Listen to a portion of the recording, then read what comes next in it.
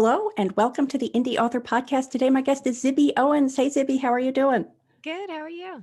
I'm doing great. Thank you.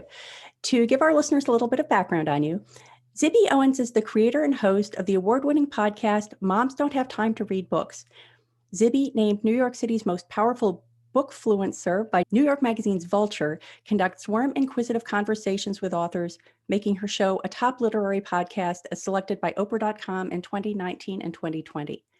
She also created the Moms Don't Have Time to Lose Weight community and hosts the accompanying podcast. Zibby is the editor-in-chief of Moms Don't Have Time to Write, a Medium.com publication. And I asked Zibby to join us on the podcast for a topic that I'm still struggling to find a name for. And what popped into my head was pivoting toward new opportunities. But since corporate America co-opted the word pivot, it kind of makes me queasy. So I'm hoping that in the course of our conversation, maybe we'll come up with a better way of framing this up. But we wanted to talk about what happened to you as an author, as an active member of the author community in 2020. And I think that it might help for you to just describe what was going on for you personally and professionally in 2020.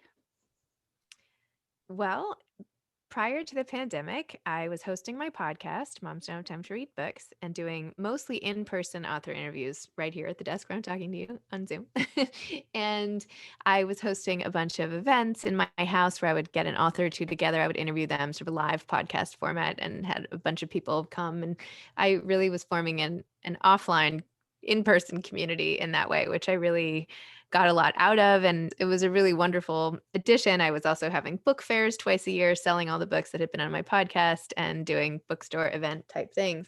When the pandemic hit, I realized I was set up so that I could help the authors whose book launches were being impacted, because I could just start my own Instagram live show and continue my podcast. But instead of just having however many a week I was doing then, now I'm doing 7 a week, I could open it up and do live podcasts sort of in mini increments every day for an hour, and just help anybody who had a book coming out whose book looked remotely good to me, but I wouldn't have had time to read them all. So I sort of opened up my platform that way to make room for the authors to have a launch pad, if you will. And at the time, I was in quarantine with my husband and 4 kids. Now they're 6 to 13, so a year earlier, and dealing with homeschool and all of that, and the stress of all that. And then as the pandemic continued, I launched a virtual book club, sort of an online complement to my in-person salons that I used to run, and which I very much hope to go back to at some point. And I started this We Found Time essay website, which had been in the works prior to the pandemic, but I started launching essays written only by guests from the podcast, which ended up becoming my anthology. So I did that as well. And then tragically, while we were quarantining, my husband Kyle's mother and grandmother both passed away from COVID. And so I was sort of going through grief at the same time as trying to, lift other people up. I was just trying to get off the floor myself some days. And then my own grandmother passed away. Anyway, it was quite a journey. And at the end of it, I've started a bunch of new things, and a lot of good has emerged from basically being in touch with so many amazing people and authors and this community that I've built. But obviously the losses and the loss to everybody in the world are overpowering. So that was a synopsis. You're obviously very active in supporting the author community and doing authorial work yourself. So just to give a little further background, what made you so interested in taking such an active role there? I've always loved to read. I am a huge bookworm. I've always loved to write. When I was like 10 years old, I was writing letters to authors, and I even went to tea once with one of my favorite authors at the Plaza when I was 12 years old. It was like the highlight of my life. So I've always just had this interest in the people behind the books and books themselves. But my life sort of had gone on different tangents. I was going to be a psychologist at one point, and then I worked in marketing and brand planning, and I was interested in consumer behavior and analyzing that. And I went to business school, and I've always written on the side. I've always read on the side, but those were just things for fun for me. And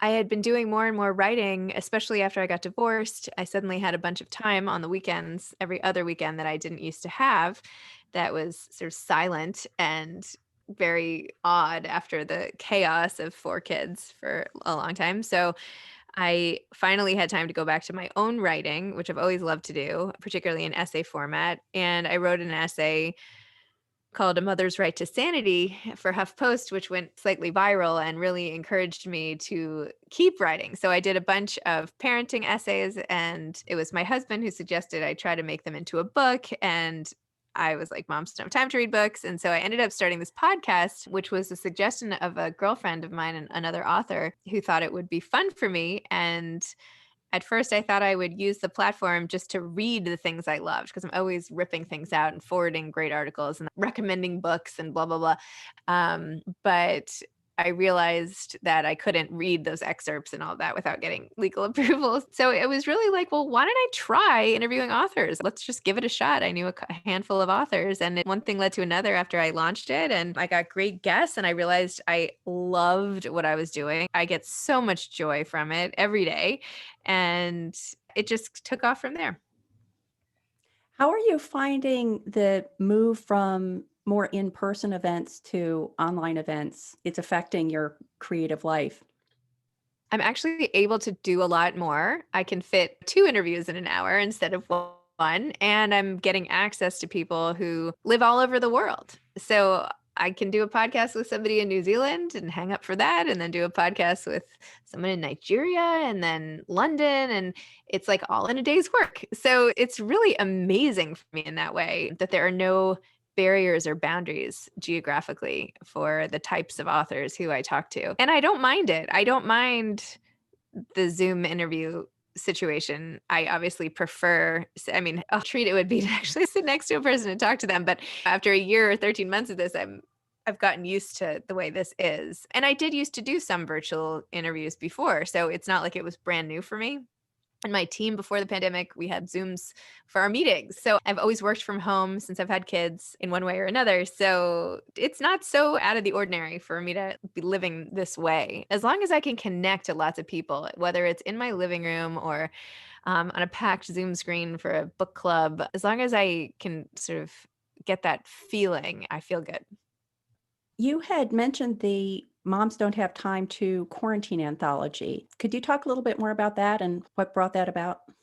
Would love to talk more about that. Yes, that's my anthology. It came out in February, and it includes 60 plus essays, all by authors who've been on my podcast. And I divided the essays into 5 categories: moms don't have time to eat, work out, breathe, have sex, and read. And authors wrote essays inspired by those topics, not about the fact that they didn't have time, but inspired broadly by the topic of eating or the topic of relationships. And the essays were so good. They were all written during the pandemic or right before the pandemic, or it was all towards the beginning because they finished coming out by July of last year. And as I mentioned, they were originally on my website. And then I sort of copied and pasted them one day in September into one document and realized that I had a book length manuscript. So decided to just sell that. And now I have another anthology coming out with new authors, all new from the first one, writing on 5 more topics. And these ones are Moms Don't Have Time to Sleep. Let's see if I can get them right. Sleep, write, see friends, get sick, and lose weight. So those are another almost 50 authors writing on those topics, which I love. And then I started Moms Don't Have Time to Write, a Medium publication, so that it's not just authors from my podcast who write, but everybody who wants to write personal essays, mostly inspired by common themes. So now we have a grieve column, Moms Don't Have Time to Grieve, Moms Don't Have Time to Travel, Moms Don't Have Time to Have Sex is starting soon, and then just the general personal essay column. What was the impetus behind you originally asking for those contributions that ended up in the anthology? I wanted to start a big fancy website like Goop or something where I would have these categories and people would write for the categories, and I wanted it designed and whatever. It's actually ending up to be something similar to Moms Don't Have Time to Write, which is what I've started now. But at the time, that's what I wanted to do. So last January in 2020, I emailed, at that point, I think there were like maybe 300 authors who had been on my show. And I just emailed them all and I was like, hey, I'm starting this thing. I'd love for you all to write if anybody is interested. And about 60 of them were like, I'm in. Anything you're doing, I want to do. And they ended up in the book. So now I've had, I don't know, 650 some odd authors that I've interviewed. So I could fill a lot of anthologies if everybody wanted to write, which would be amazing, but we'll see.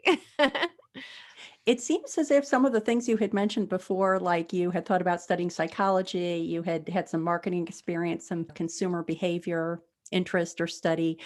How did you factor that into the anthology or other aspects of your business? I did not factor any of it in. Now it's crazy to me because what I'm doing is so perfect. It's such a perfect blend of everything.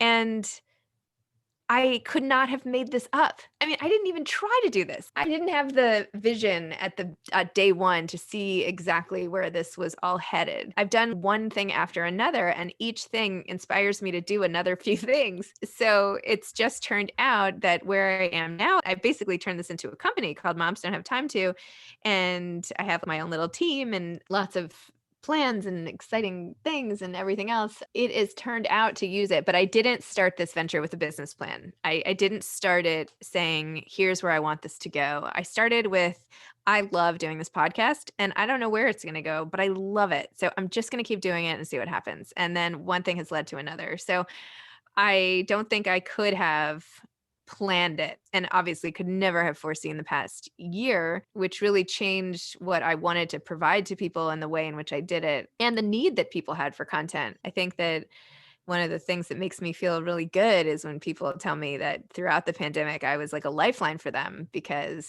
they turned on my IG live show every day at 11, or they listened to my podcast every day on their walks, and they felt that they were connecting and learning and listening. And that makes me feel so good. So who knew? I mean, I certainly didn't know. I certainly didn't try to do this, but now I am trying to do new things all the time because I'm like so excited about it. So yeah, it is a perfect blend. People are like, how do you find time to do all this? And I'm like, well, everything I'm doing, I love. I mean, sometimes I have an accounting meeting coming up that I don't love, but most of the things I do related to this whole venture, I absolutely love. And I would do if I didn't have to do them. And I don't have to do them because I'm making this all up as I go. So it's just amazing. And the people I've met and the connections I make between them makes me feel so good. And I'm really happy about it.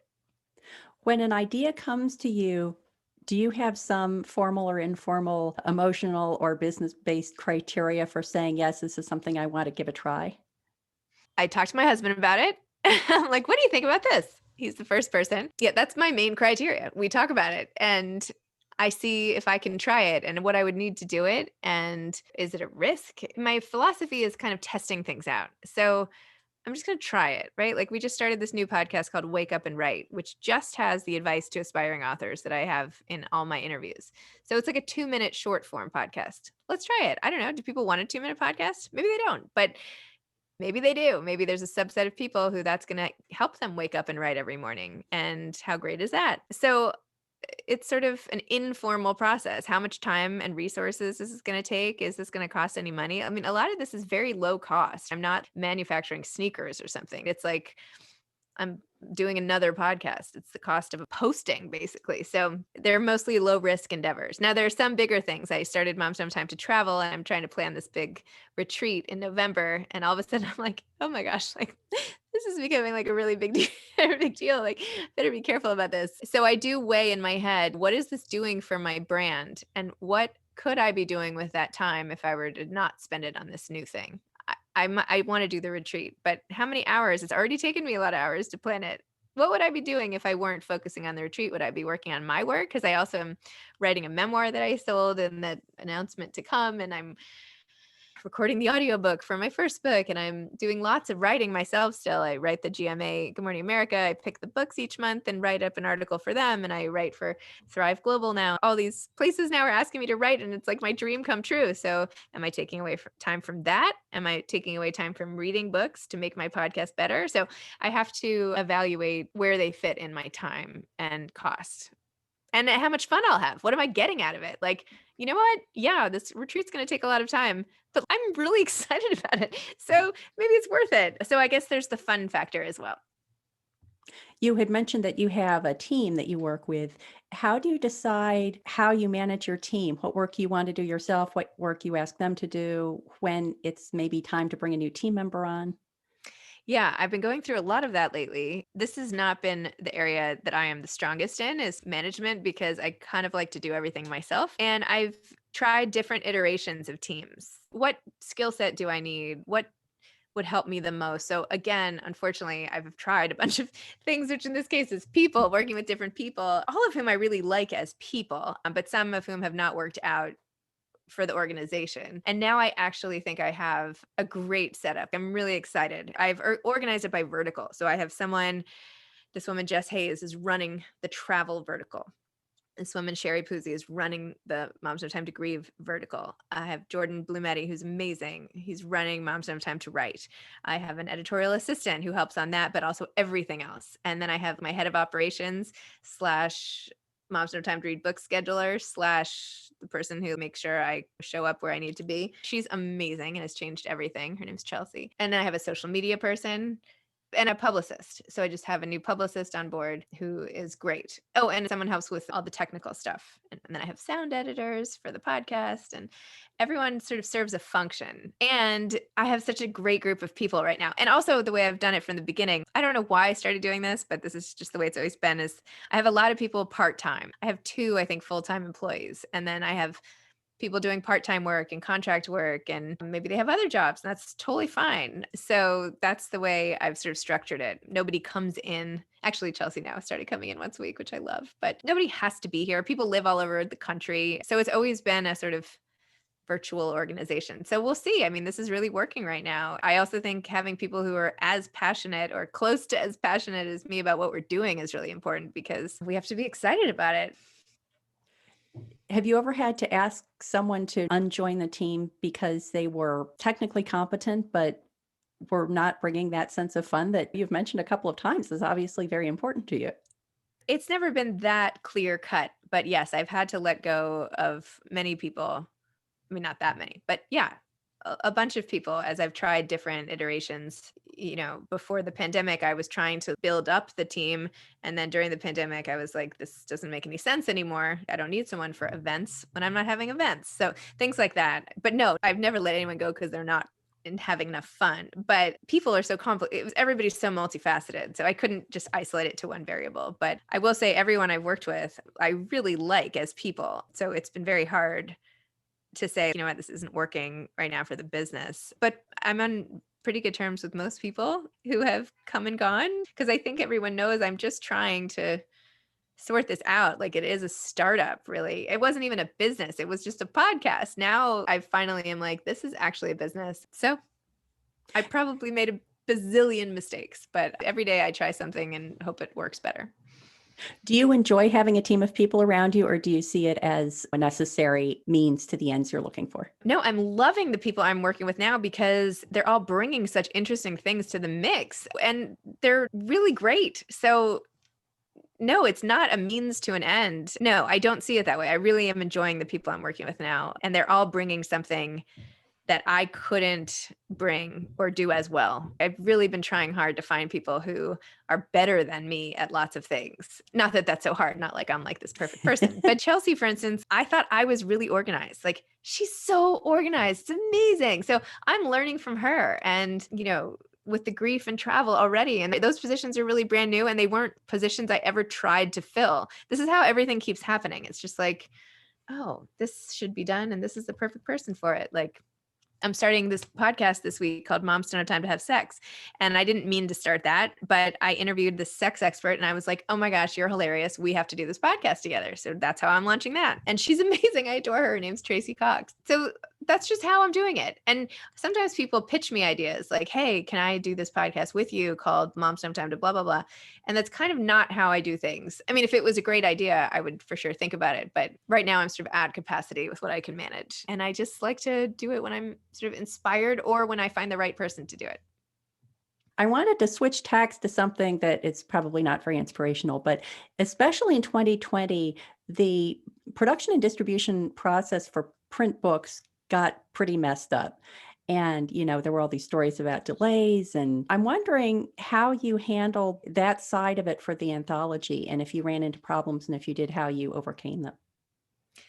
Well, it came out in February. So by then, things were working a little more smoothly. I did have to deal with that for my podcast in that I couldn't get any books for so long. And I really prefer physical books to online galleys. I find I often like forget I even have them because I put them in some folder on my emails. That sounds terrible to say, but if they're here, I'm like always looking at them and interacting with them and kind of getting to know my little book friends, but I can't do that virtually. So the ebook thing did affect me in that way, but I figured it out and it's been fine. I've figured it out. For my book, I just had lots of shipping delays, which drove me bananas. UPS, and then UPS lost all my books and I was like, oh my gosh. And then there were 2 snowstorms as they tried to find them and they were left in Philadelphia somewhere. And I was like, oh my gosh, I was trying to make these cute little book boxes to send to some people. And I wanted to send all my past podcast guests a box. And I was like, this is ridiculous. Now the book is coming out and none of my like early boxes are going to get there. But you know what? Woe is me. It all worked out fine. Actually, Yeah. I should say I did end up having COVID when I did my book launch. So Oh I my ended up being gosh. in bed for that for 9 days. So it didn't work out perfectly, but Yikes. I did that too. You just like get over it. You had mentioned before about the losses that you had suffered, the personal losses. Can you talk a little bit about how the work either had to get done despite that or was therapeutic to you? How did you work through that? It was very therapeutic to me. I wrote about it the whole time because that's how I process really everything. So I was sharing on Instagram the whole illness because my mother-in-law was in the hospital for 6 weeks and we were in charge of her care and it was like a whole awful mess. And I posted about it because I became the person also in our extended family to give updates because my husband and his sister were, it was such an emotional time and everybody kept asking them what was going on in a nice way. But I was like, I'm going to send updates every day. So I did that. And then I shared my emotions and I continued to do that through grief. And that helped a lot. The outpouring. I mean, it also helped Susan. I mean, when she was in the hospital and I would post about it and she was still reading her Instagram, I'm like, look how many people are praying for you today. And she loved it. She was like, this is amazing. So, anyway, so I did that. And then afterwards, I took a little time off, like a week or something. But yeah, then I jumped back into it because these conversations I have are often deep and healing and rejuvenating. I love them. And I love the books and reading books helped me so much through this whole thing, especially given that we were alone afterwards, right? We were in quarantine and I couldn't see my kids and they couldn't see their family and it was tough. So, yeah, I would wake up and sit there and read for 2 hours and that's just what I do. You had mentioned earlier about how when you were 12, you got to go to the plaza and have tea. Who was the author you had tea with? Well, her name was Zibby O'Neill, and obviously we share the same unique first name. And my mom and I had discovered her books one day at a local bookstore here in New York City. And she wrote these beautiful middle grade books like The Language of Goldfish, which I just loved. And actually, I found it. I have my original copy I just found recently. Anyway, she was one of many favorites I had growing up. But I reached out to her and my mom helped me find her address in the back of the book and we wrote to her through her publisher and then we had this long pen pal relationship and I would be so excited when I would get these light blue envelopes with her script handwriting on them and know that she'd written me another note and it was just so great. It made me feel so special. Like for me, authors have always been just like gods in a way. I'm like, how do they do that? And so that's literally what I get to do all day is be like, how do you do that? I think that because you were willing to write to an author when you were 12, you were sort of already prepped to be comfortable approaching big goals. I'll put it that way. But I'm wondering if you have any advice for people who are listening to this and saying, oh man, I would love to put together an anthology, but that's not for me. Or I would love to have a podcast, but that's not for me. If there are those ideas that people have, goals that people have that are a bit of a stretch, do you have any advice for people about what they should do with those thoughts? Look, life is short. If you want to do something, I would say try it. What's the worst that happens? Like, it's not going to be that bad. My daughter was sad about going to school today, for instance. She's like, what if I cry? I'm like, okay, what if you cry? Then eventually you'll stop crying and it's okay. The day will go on. So it's the same thing. Like, what's the worst that happens if you start a podcast? what's the goal of the podcast? Why do you want to start a podcast? I'm starting lots of new podcasts. My goal is not to make them like the most successful podcast ever. My goal is to entertain and help whoever's listening to them. So if that's your goal, just do it. And you don't have to broadcast it to the world, right? You can start quietly.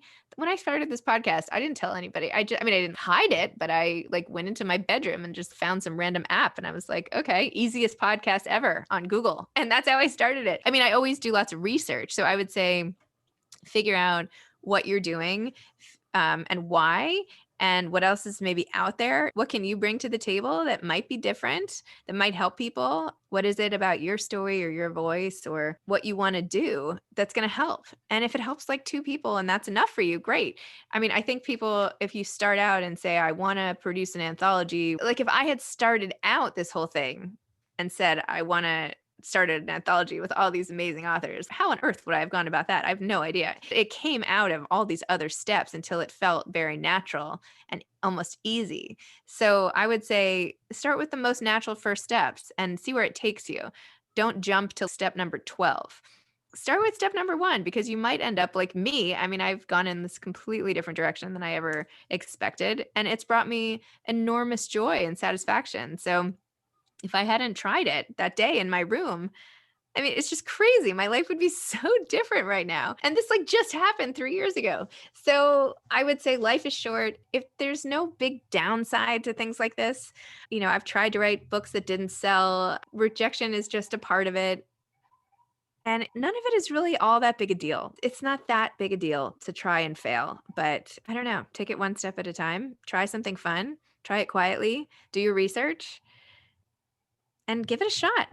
Why not you?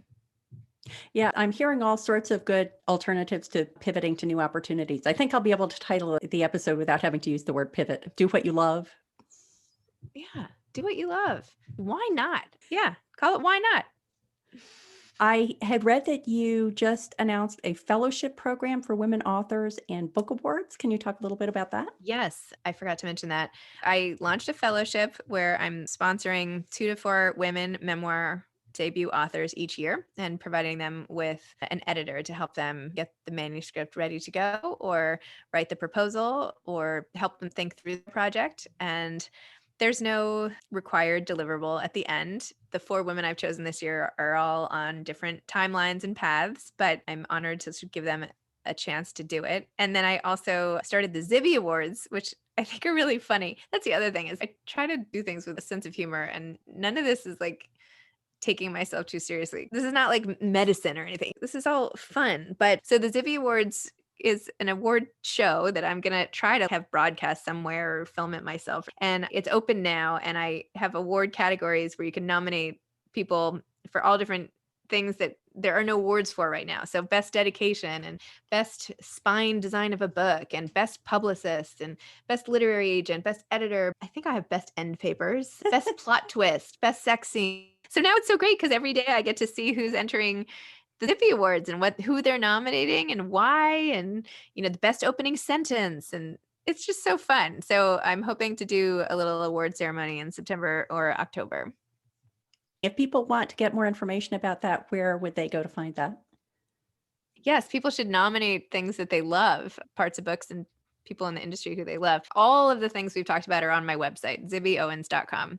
And there's a whole Zibby Awards tab in the navigation. So it's pretty easy to find. And you can just search by vertical, all the things in the reading, the writing. I also have Moms Don't Have Time to Lose Weight because I gained all this weight in the pandemic. So I started a podcast about that. So all of that is on my website, zibbyowens.com. Or follow me on Instagram at Zibby Owens because I'm always posting about all my crazy new ventures.